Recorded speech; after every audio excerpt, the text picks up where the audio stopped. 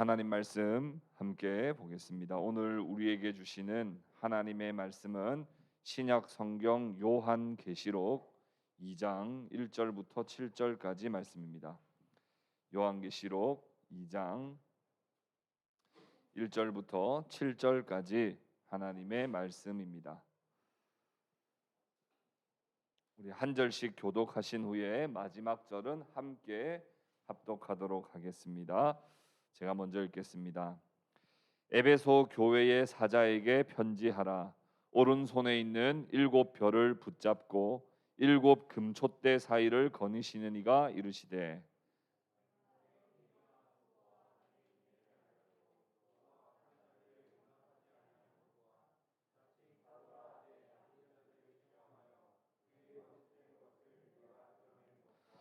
또 내가 참고 내 이름을 위하여 견디고 게으르지 아니한 것을 아노라.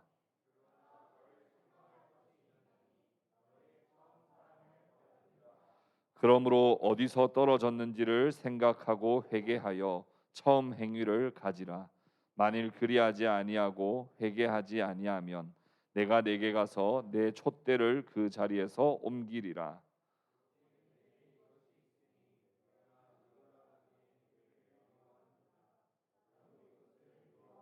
같이 읽읍시다.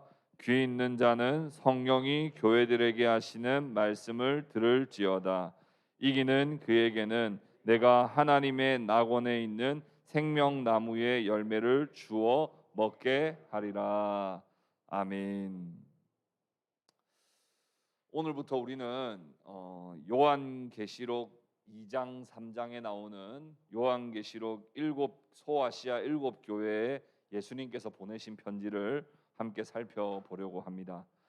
이 말씀은 당시에 있는 소아시아의 7교회에만 주신 편지가 아니라 모든 시대의 모든 지역에 존재하는 주님의 몸된 교회에 주시는 주님의 편지로 우리가 함께 받는 것이 마땅합니다. 오늘날 우리가 교회로 모인 이유는 무엇입니까? 다들 한 주간 직장에서 또 학교에서 공부하고 다들 피곤한 몸을 이끌고 이렇게 주일에 교회에 모였단 말입니다. 물론 교회에라고 하는 장소적 개념보다 우린 교회로 모였습니다. 근데 왜 우리가 교회로 이렇게 모였습니까? 수많은 교회 내의 분쟁 이야기들 많이 들어보셨죠? 목회자의 여러 종류의 부도덕한 모습들도 많이 들어보셨을 겁니다. 성도들이 세상에서 이중적으로 살아가는 세속적인 모습들은 우리가 늘 듣고 보고 경험하고 있습니다. 이런 교회를 보자면 교회로 모일 것이 아니라 교회는 빨리 탈출하고 떠나야 하는 곳 아닙니까? 계속 머무르면 내가 진짜 살 수 있을까 하는 의구심이 들 정도로 교회는 문제가 많습니다. 구성원들도 한번 보십시오. 하나로 뭔가 묶어낼 수 있는 사회적 요인이나 특수한 목적을 가지고 있는 집단이 아니에요. 어떤 세상의 조직이나 클럽보다도 훨씬 더 조직력이 떨어지는 집단입니다. 이 구성원이요. 매우 허술하게 짝이 없는 마치 임시 조직 같은 느낌이 때론 들기도 합니다. 그래서 공동체에 들어갔다 나왔다 하는 게 그렇게 자유로워요. 왜냐하면 뭐 특수한 목적을 가지고 모인 게 아니기 때문에 그래요.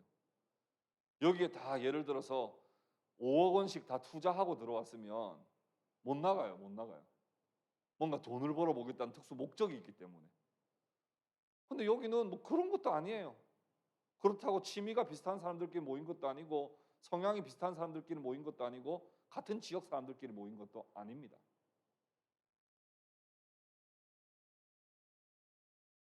그런 지상교회에 하나님께서 요한계시록이라고 하는 책을 왜 주셨는가 하면 지금 이 지상교회는 부족하고 허술하고 보잘것없어 보이지만 장차 완성될 천상의 교회는 지금 지상의 교회와는 좋게 비교할 수 없는 놀라운 영광스러운 교회의 힘을 알아라고 요한계시록을 주신 거예요.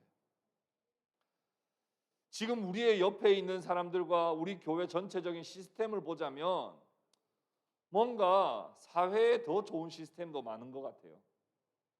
사회에 더 좋은 멤버들도 많은 것 같아요.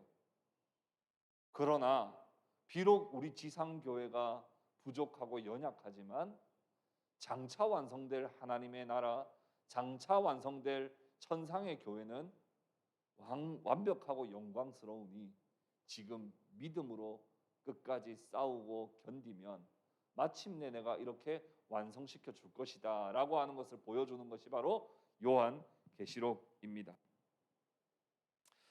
그래서 우리의 시선을 계속 부족한 현실을 계속 보면 시험밖에 들 게 없어요. 그러나 요한계시록에 나타난 정말 영광스러운 거룩한 성 새 예루살렘을 우리가 늘 고대하고 갈망하며 지금도 꿋꿋하게 신앙생활을 해나간다면 비록 지상교회는 문제가 많지만 조금씩 하나님의 거룩한 교회로서의 모습을 계속 만들어갈 수 있기 때문에 요한계시록을 우리는 깊이 묵상해야 됩니다. 요한계시록의 이제 뒷부분에 가보면 어느 정도의 그림이 나오냐 하면 이제 지상교회의 성도들이 이제 거룩한 주님과 함께 혼인잔치를 하게 되는 거룩한 예쁘게 단장한 신부로 우리가 변모되게 될 것입니다. 그리고 신랑 되시는 예수님과 함께 혼인잔치를 하게 되고 다시는 눈물이 없는, 사망이 없는, 애통하는 것이 없는, 곡하는 것이나 아픈 것이 없는 놀라운 영생을 경험하게 되며 생명수 강가 좌우에 있는 생명나무 달마다 12가시를 맺고 만국을 소성케 하는 생명나무를 먹으며 영원한 은혜와 축복 속에 살아가게 될 것을 우리가 바라봐야 하는 것이지, 오늘 이 현실의 부족함에 매여 있으면 우리는 더 이상 믿음이 자라날 수가 없다는 겁니다. 그러나 그러한 거룩한 성 새 예루살렘, 완성된 천상의 교회는 결코 모두에게 주어지는 것은 아닙니다. 생명으로 인도하는 문은 좁고 길이 협착하여 찾는 이가 적다고 했습니다. 모두가 다 그 영광스러움을 경험할 수는 없습니다. 교회에 출석하며 좀 다녔다고 얻을 수 있는 것도 아닙니다. 영원한 하나님 나라를 진정으로 소망하며 진리를 굳게 붙잡고 영적 싸움을 하며 주께서 맡기신 사명을 신실하게 감당하는 자가 하나님의 거룩한 성 새 예루살렘으로 가 영원한 하나님의 은혜와 축복을 누리게 되는 것입니다. 간절히 바라기는 우리가 함께 지상교회에서 함께 동역하며 함께 신앙생활을 하는 우리 동행교회 성도들 모두가 정말 영광스러운 나라에 우리 모두가 함께 서서 기쁨과 감사의 찬양을 드릴 수 있는 그런 은혜를 다 받아 누리시기를 주님의 이름으로 축복합니다. 오늘은 에베소 교회에 보낸 편지를 한번 좀 살펴보려고 합니다. 말씀드렸지만 지상교회는 수많은 연약함과 상처를 가지고 있습니다. 그럼에도 주께서 에베소 교회를 어떻게 대하시는지, 어떻게 에베소 교회를 만들어 가시는지, 교회에게 무엇을 요구하고 계시는지를 살펴봄으로써 우리에게 주시는 교훈도 함께 생각해 보려고 합니다.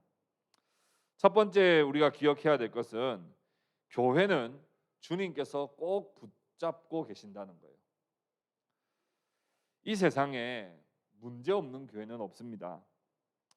우리가 초대 교회는 완전했을 것이라고 생각하지만 아무리 초대교회라고 해도 문제들이 많았습니다. 종교개혁 당시는 완벽했을 것이라고 생각하지만 로마 가톨릭 교회만 부패한 것이 아니라 프로테스탄트도 계속 변질되고 부패합니다. 그래서 종교개혁자들은 개혁된 교회는 항상 개혁되어야 된다고 그랬어요. 날마다 개혁되어야 된다고 그랬어요. 날마다 말씀 앞으로 나아가지 않으면 로마 가톨릭만 문제인 게 아니라 프로테스탄트도 계속 변질되고 부패되기 때문에 항상 말씀 앞으로 나아가 항상 말씀으로 날마다 개혁되어야 하는 존재라고 고백했습니다.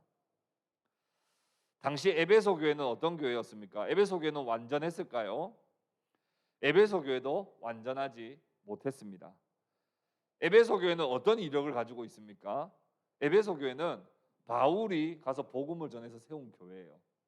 근데 바울 목사님이 한번 지나쳐 갔다 그러면 그 교회 좀 꽤 괜찮은 교회겠어요? 안 괜찮은 교회겠어요? 꽤 괜찮은 교회겠죠. 바울 목사님이, 여러분 제가 동행교회 담임 목사가 아니고 바울 목사님이 동행교회 담임 목사님이라 그러면 여러분 뭔가 그 파워가 좀 다르잖아요. 그렇잖아요. 그런데 에베소 교회는 바울 목사님만 약 3년 정도 사역하신 게 아니고 디모데 목사님, 아볼로 목사님, 사도 요한까지 이 에베소 교회를 지나갔어요. 그러니까 사실 당대에 내노라 하는 정말 그 사도 말씀 사역자들은 에베소 교회를 다 지나쳐갔다고 보면 됩니다. 그러니까 이 에베소 교회는 보통 교회가 아닌 거죠. 그러나 그런 에베소 교회도 완전한 공동체는 아니었습니다. 지상교회 중에 문제없는 교회는 단 하나도 없지만 그렇다고 교회가 이렇게 문제가 많아서 망하는 거 아닌가, 그렇게 좌절하거나 두려워할 필요가 없습니다. 에베소 교회도 분명 문제가 많이 있었지만 에베소 교회도 두려워할 필요가 없다고 오늘 주님은 말씀하시는 거예요. 1절 말씀 다 같이 한번 읽어보겠습니다. 1절입니다. 같이 읽읍시다. 시작. 에베소 교회의 사자에게 편지하라. 오른손에 있는 7뼈를 붙잡고 7 금촛대 사이를 거니시는 이가 이르시되. 에베소 교회의 사자, 여러분 에베소 교회 사자는 그 사자가 라이언은 아닌가 아시죠? 에베소 교회의 사자가 누구냐면 에베소 교회 대표입니다. 대표. 에베소 교회 대표 지도자에게 편지를 보내는 거예요. 그러나 에베소 교회 목사님하고 지금 1대1로 지금 서신을 주고받고자 예수님 편지 보내신 게 아니고 에베소 교회 대표에게 편지를 보냈다는 건 에베소 교회 전체에게 편지를 보냈다는 뜻입니다. 뭐라고 이야기하세요? 편지를 보내신 주님이 어떤 주님이라고 표현하고 있습니까? 오른손에 7뼈를 붙잡고 있는 주님이라고 말씀하세요. 오른손에 7뼈를 붙잡고 있는 주님이라고요. 여기서 7뼈는 완전수 7의 별은 교회 지도자를 말합니다. 그러니까 모든 교회 지도자들을 내가 오른손으로 붙잡고 있다는 말입니다. 그리고 7 금촛대는 완전수 7의 촛대, 성전과 교회를 의미하는 것으로서 모든 교회를 말합니다. 그러니까 주님이 7별은 오른손으로 붙잡고 있고 내가 7 금촛대 사이로 거니신다는 거예요. 그 말은 무슨 말이냐? 내가 교회 지도자들을 내 손으로, 능력의 손으로 붙잡고 있을 뿐만 아니라 내가 모든 교회를 거니며 모든 교회를 다스리고 통치하고 있다라고 하는 말씀입니다. 이 말씀이 얼마나 은혜가 되는지 몰라요. 왜냐하면 만약 교회가 사도의 손에 붙잡혀 있었다면 교회는 어떻게 될까요? 만약 교회가 목사나 장로의 손에 붙잡혀 있다면 교회는 늘 불안할 수밖에 없을 거예요. 그러나 교회의 지도자들을 주님이 오른손으로 붙들고 계시고 교회를 주께서 거니시며 교회를 속속들이 다 아시고 교회를 친히 다스리시며 교회를 통치하고 지켜주고 계시니 교회는 비록 문제가 많다 할지라도 안전하다고 우리는 감히 말할 수 있습니다. 내 영혼은 안전합니다라고 하는 찬양 우리 몇 번 많이 부른 적 있죠. 내 아버지 그 품 안에서 내 영혼은 안전합니다. 주 손길로 내 삶을 안으시니 그 평강이 나를 덮습니다. 나 비록 넘어지고 흔들리지만 주 내 안에 거하며 나를 붙드시니 내 생각을 주께로 돌리고 주시는 평강의 옷을 입습니다. 주 약속 안에서 내 영혼은 평안해.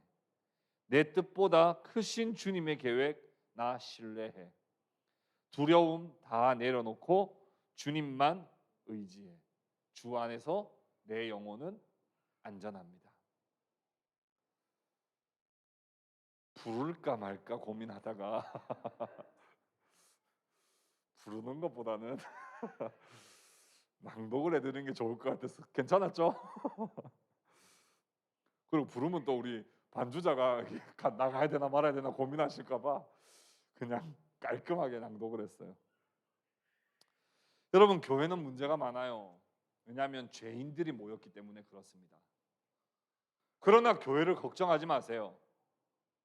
그리고 나 자신도 걱정하지 마세요. 왜요?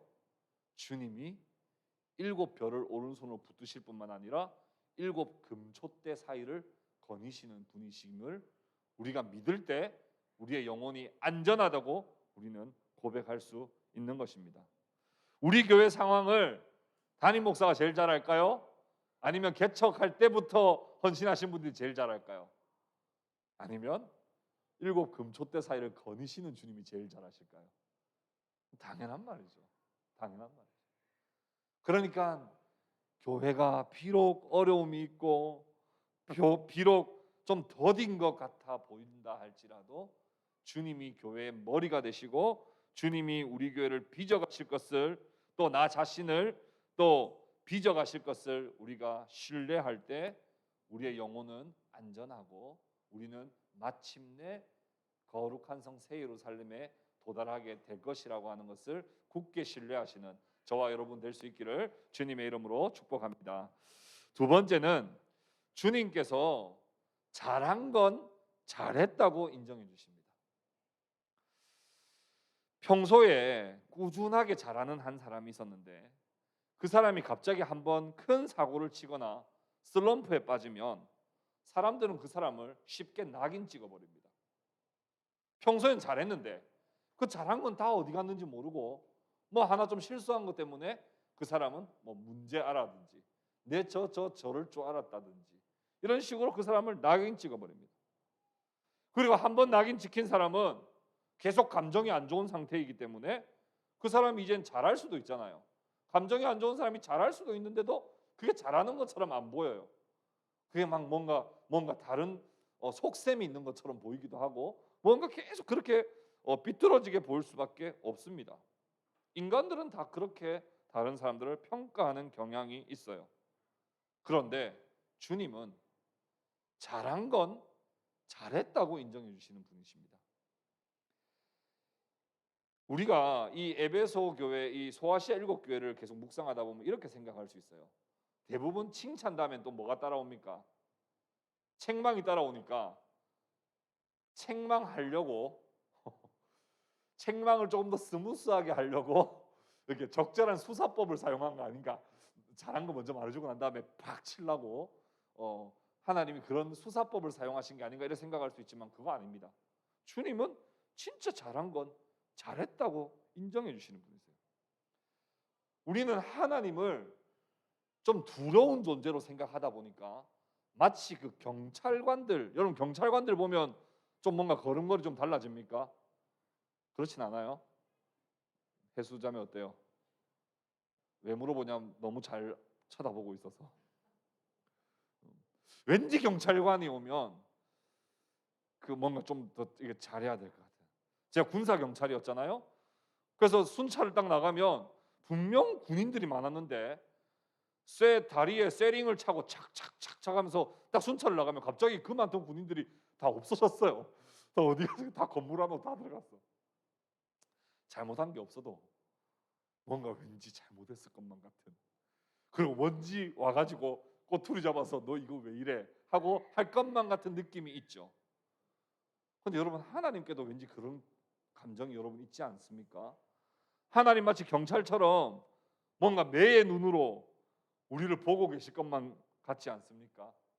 그러나 성경은 말합니다. 하나님은 우리가 뭘 잘못하냐 그것만 보시는 분이 아니라 우리가 뭘 잘하느냐, 우리가 뭘 그렇게 잘 충성했느냐, 그걸 정말 사랑의 눈으로 바라보고 계시는 분이 우리 주님이시라는 것을 우리는 기억해야 합니다. 주님은 결코 칭찬에 인색하신 분이 아니에요. 이방인 백부장이 자신의 하인의 중풍병을 고쳐 달라고 왔을 때 이방인 백부장으로서 어떻게 하인을 생각하는 마음이 저렇게 아름다울 수 있는가, 주님은 감동하셨어요. 뿐만 아니라 주께서 직접 오시지 않아도 되고 말씀만으로도 고칠 수 있습니다라고 하는 믿음을 보일 때 주님은 이스라엘 중에서도 이만한 믿음을 본 적이 없다고 하며 백부장을 칭찬해 주셨어요. 수로보니게 여인이 귀신 들린 딸을 고쳐주시기를 주님께 나와 부탁드릴 때 아주 자신을 낮추어 간절한 마음으로 개도 제 주인의 상에서 떨어진 부스러기를 먹나이다 라고 하는 그 고백을 들으시고는 내 믿음이 크다고 말씀해 주셨습니다. 믿음이 있네 이 정도가 아니라 믿음이 진짜 크네, 그렇게 주님이 수로보니게 여인, 이방 여인에게 그렇게 칭찬해 주셨단 말입니다. 이방인뿐만 아니라 사도들은 맨날 책망하셨을까요? 아니에요.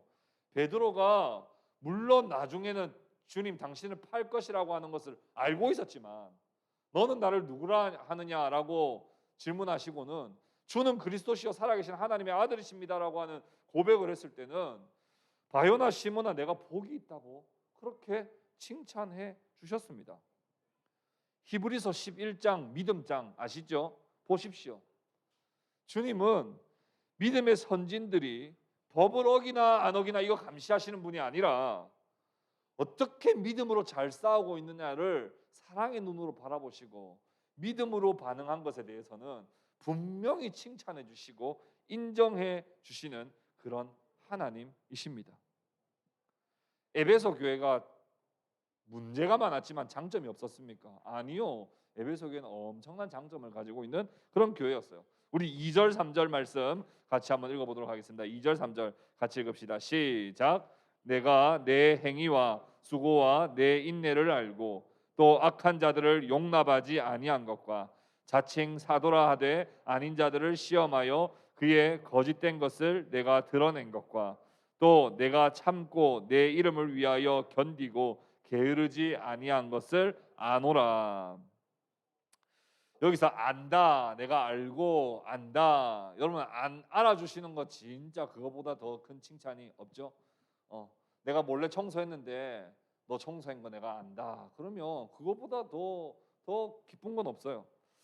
에베소 교회는요, 일단 무엇인가를 해야 할 때 빠지거나 혹은 말만 하거나 하지 않았던 교회 같습니다.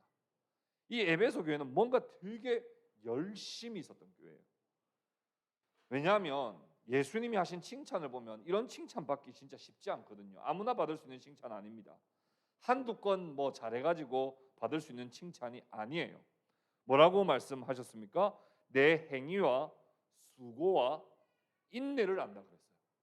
내 행위와 수고와 인내. 이건 한두 건 대박 쳐서 칭찬받은 칭찬이 아닌 것 딱 느껴지시죠? 의지와 오랜 시간 동안 하나님 앞에 꾸준하게 증명해낸 거예요.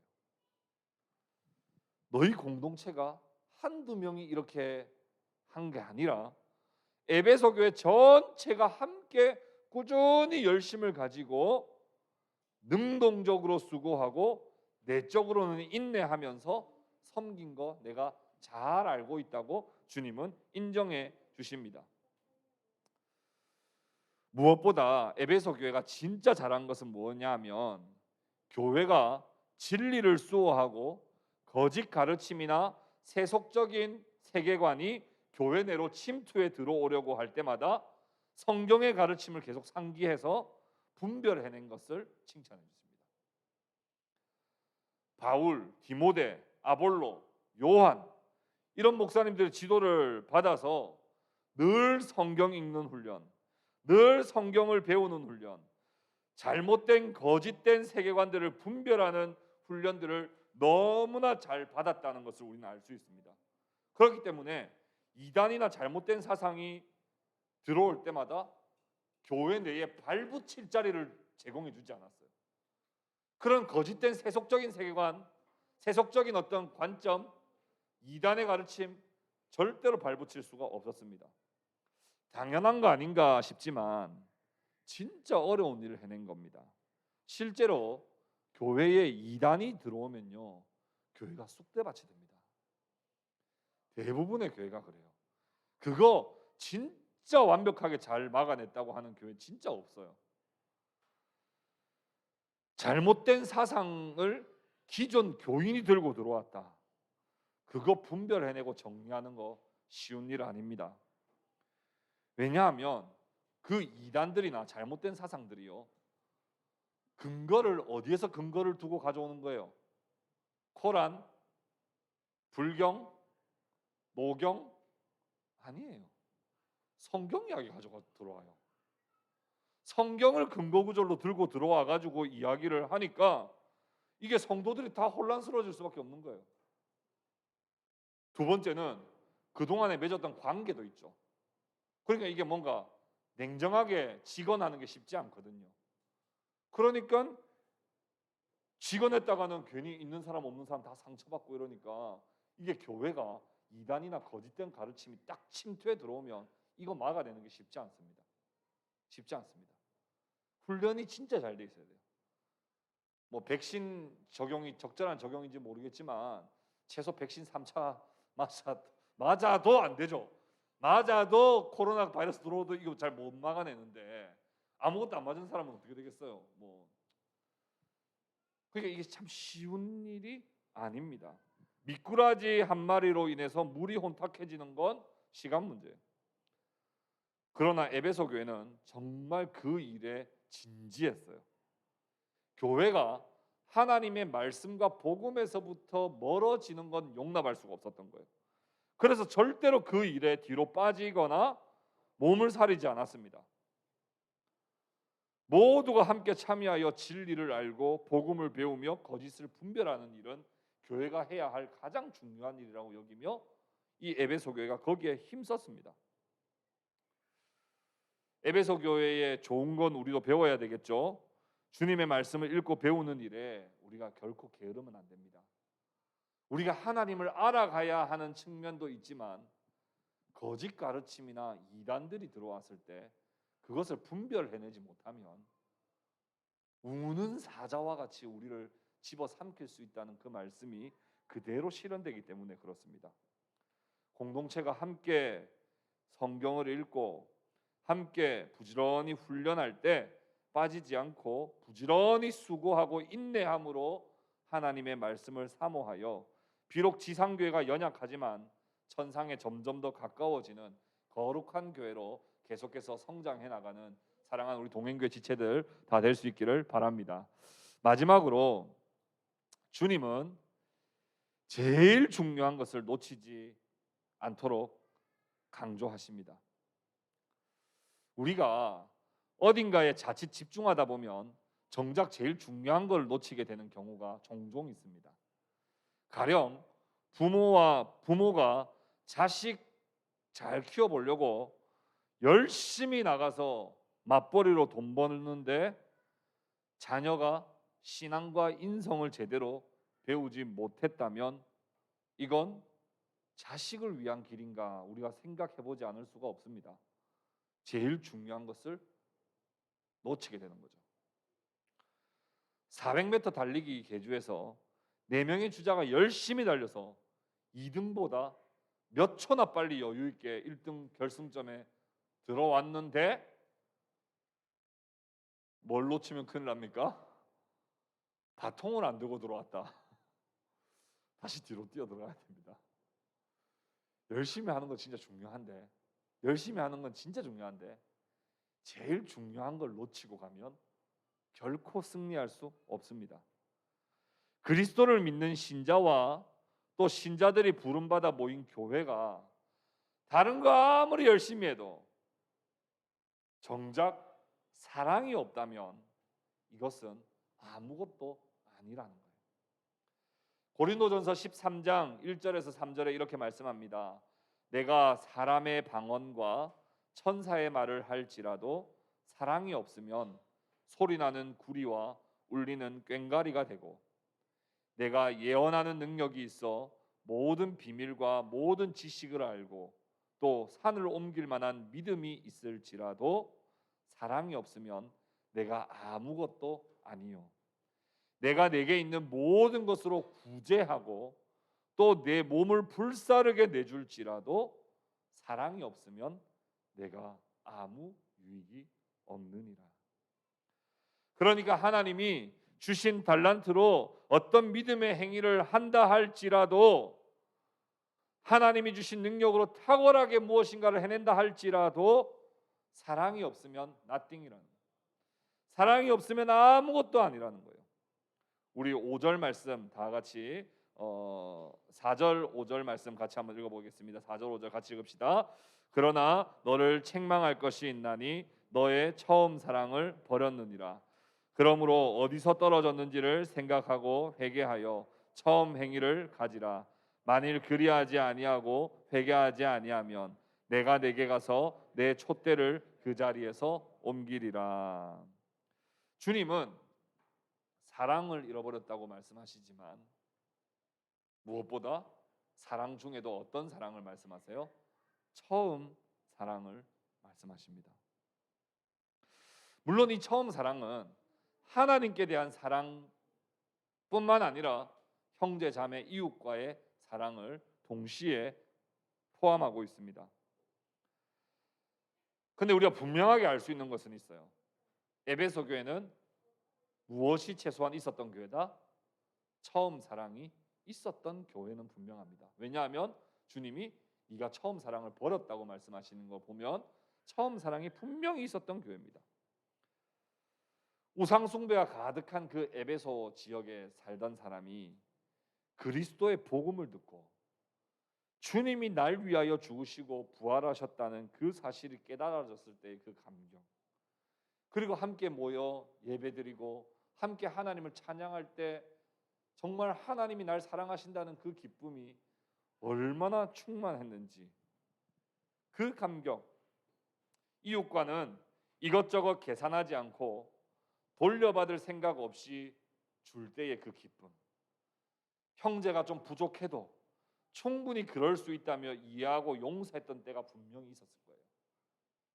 그런데 시간이 지나면 지날수록 하나님께 대한 예배의 감격이 사라지고 성경을 읽는 것은 신문 읽거나 내 전공서적 읽는 것보다도 더 재미가 없고 의미가 없게 느껴지고, 형제를 사랑할 때는 본전 생각하며 돌려받을 거 먼저 생각하게 되고, 예전에는 부족한 거 다 알고도 사랑했지만 이제는 왜 저걸 저렇게밖에 못하느냐고 생각하게 되는 그런 상황에 온 것이죠.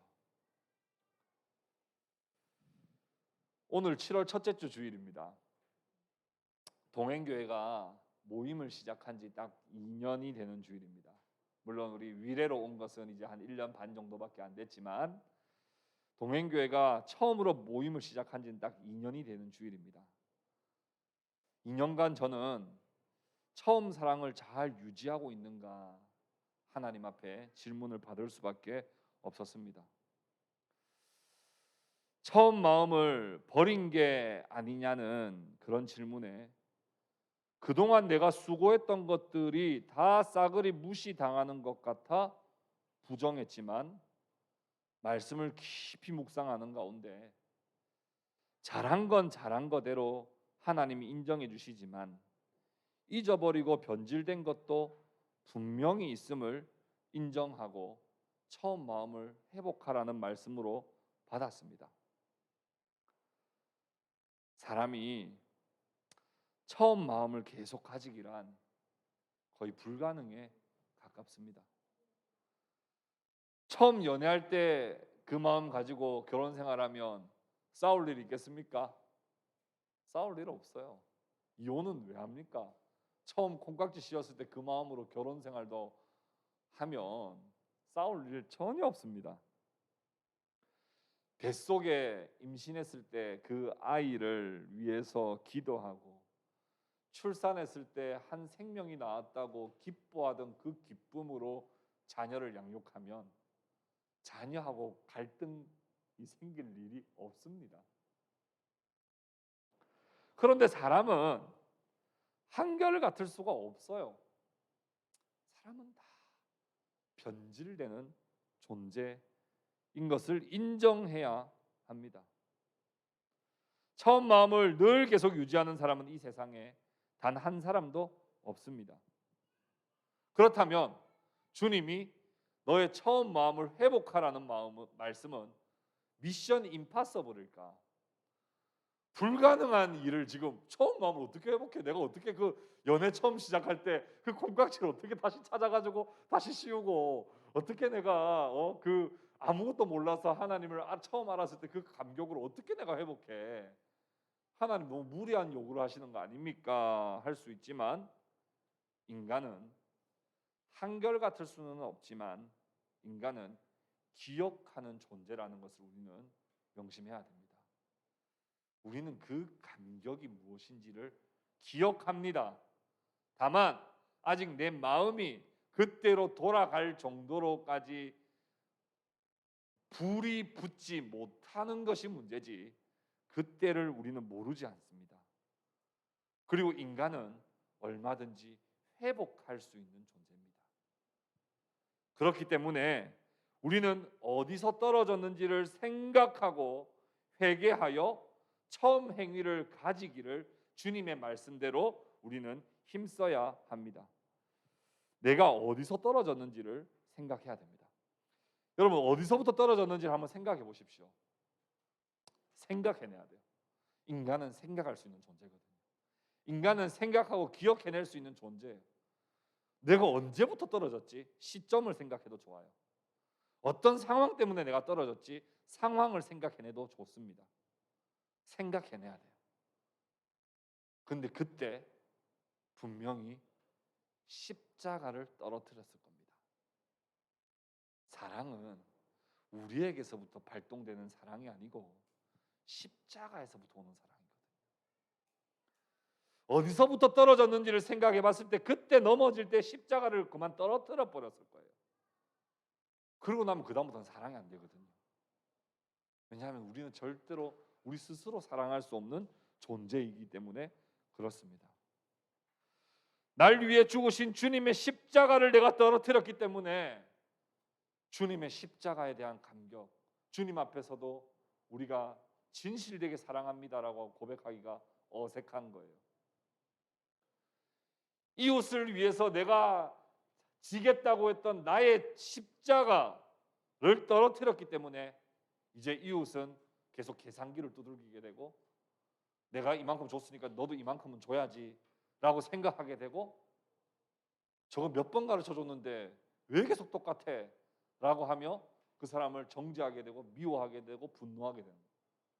근데 그게 내 십자가라고 생각한다면 사랑할 수 있거든요.